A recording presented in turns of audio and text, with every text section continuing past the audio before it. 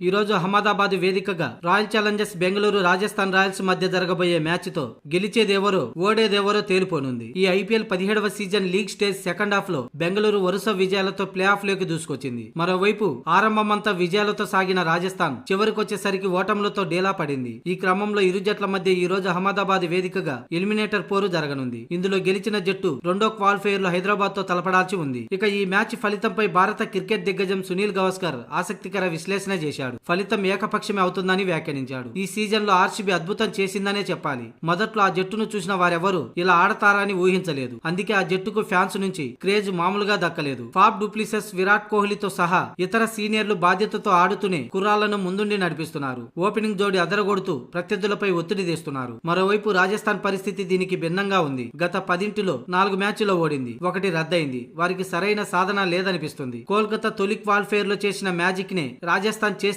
విజయం సాధించేందుకు అవకాశం ఉంటుంది. అలా కాకపోతే మరోసారి ఏకపక్ష మ్యాచ్ ను చూస్తామనిపిస్తుంది. అయితే దూకుడు మీదున్న ఆర్సీబీనే ఆధిపత్యం చూపే అవకాశం ఉందని సునీల్ గవాస్కర్ పేర్కొన్నాడు.